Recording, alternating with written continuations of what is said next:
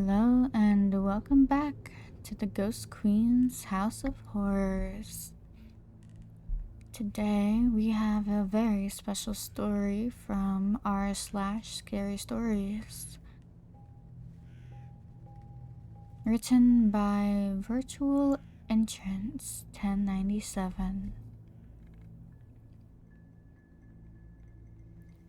What I saw in the woods that day.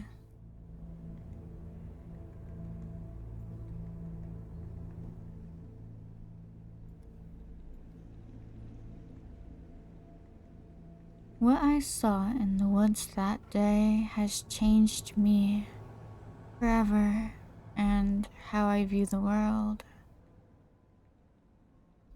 For better or for worse, I'm shaken to say the least.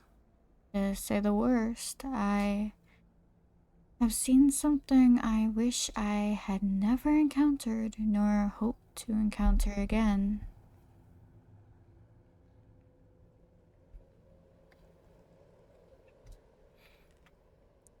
This happened when I was staying at my aunt's cabin in Minnesota. I was 18 at the time and in my senior year of high school.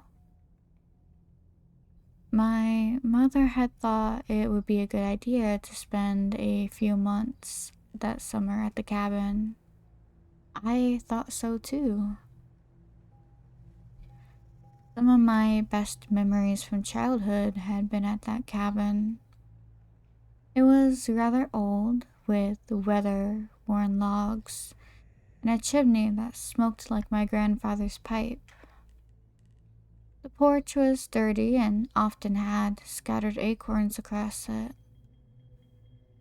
Nevertheless, it was a pleasant sight to see, especially in full sunlight in the afternoon. And inside was the homeliest place you could imagine.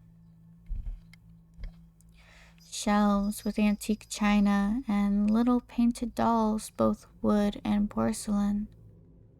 Wooden chairs that smelled of pine, and a big soft leather couch that you more or less sunk into like being stuck in the mud.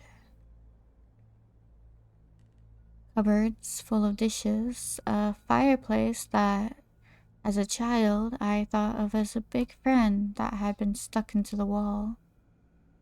Blankets and gold light features.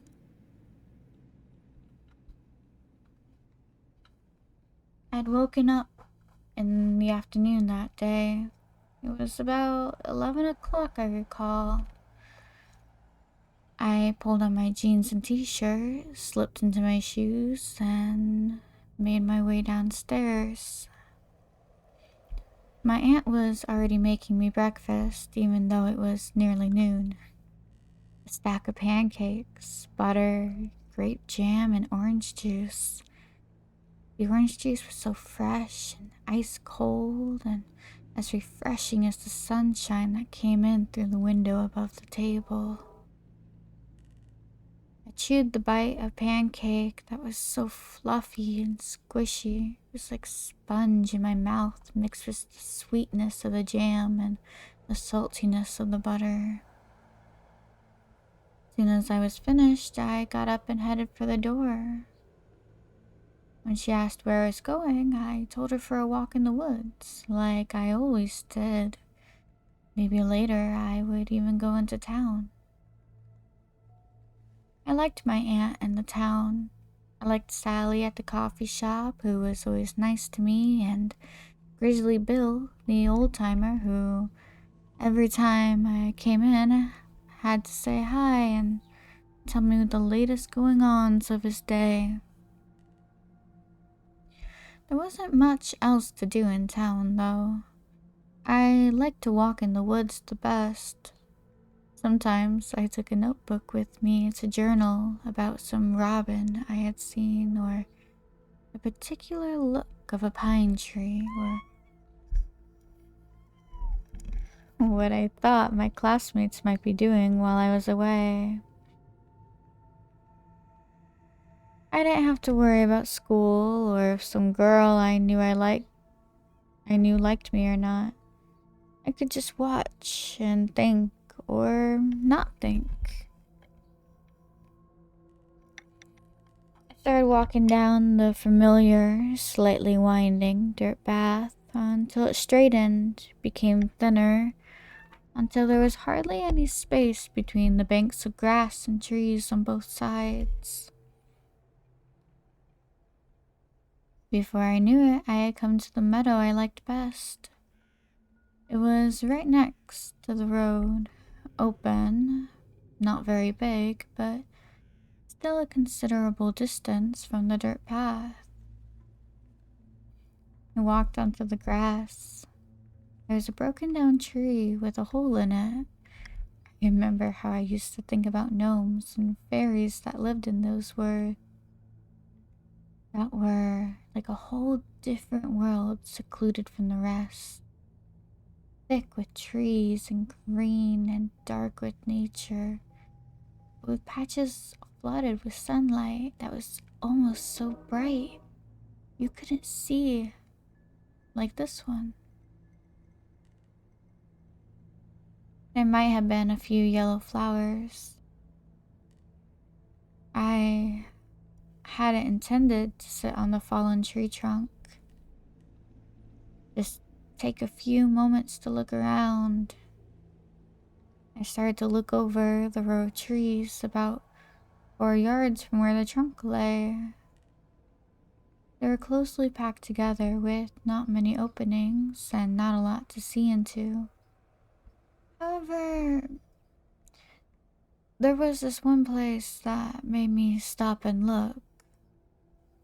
It seemed darker somehow, like there were more trees in that area. Then I noticed just how dark it was. It wouldn't get that dark unless it was night, is what I thought. It seemed pitch black, like on a moonless night. In fact, it seemed out of place with the rest. Like one of my aunt's dolls sat between two oversized teapots. It was like looking down a very deep ridge and the earth sliced in between the trees. And I got this strange feeling that the trees didn't like it at all. Then I realized something was moving inside. Just barely. Slowly. Hardly enough to even notice. Thought it might just be a deer, or maybe just sunlight passing through the branches over her head. Then I saw it had a shape. Not just an ordinary shape. It was a man. Or at least it looked like a man. I could barely see him. He blended in with the darkness so well. I couldn't see his clothes or his face, but he was definitely moving.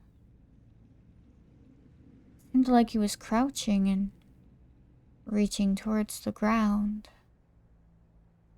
I looked for a long time and saw he wasn't moving anymore. I didn't like that. I thought he might have noticed me. I wanted to take off, but for some reason I couldn't. Stuck to the ground. My eyes were fixed on that frozen dark shape. And suddenly I knew. It wasn't human. I felt the pure fear, panic in my guts and heart. I wanted to wrench my legs out from the earth, but I couldn't. I don't think I could even feel them anymore. When the worst came, I realized it was looking at me. How I knew that, I don't know, but it was staring straight at me. It felt like 5 minutes, then it no longer seemed like it was looking at me, but into me. It was like having something piercing inside you while you couldn't hide or get away from it, making a giant hole like the blackness was right in front of me. It seemed like it was getting closer. No, I was moving closer towards it. But how? I was still stuck to the ground. The fear was starting to ease away, and instead I felt a kind of curiosity and then wonder. The best word to use might be awe. I I don't know if I was awake or asleep, but suddenly I was right back where I was and it disappeared. I could move now, and I ran down the road until I got back to the cabin.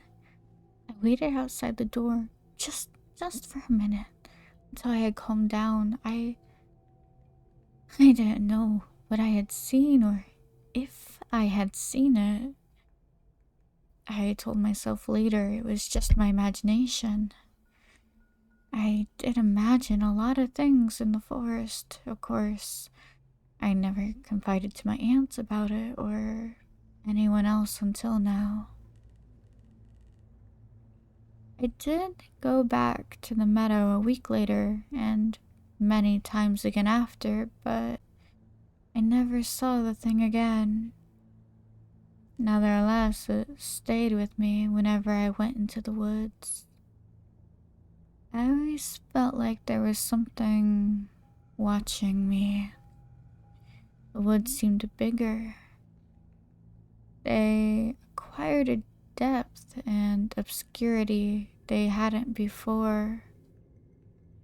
I was partially afraid I might find it again, and partially hoped I would in the back of my mind. I had seen something I shouldn't have seen. I had looked at it, and more than that, it looked back into me.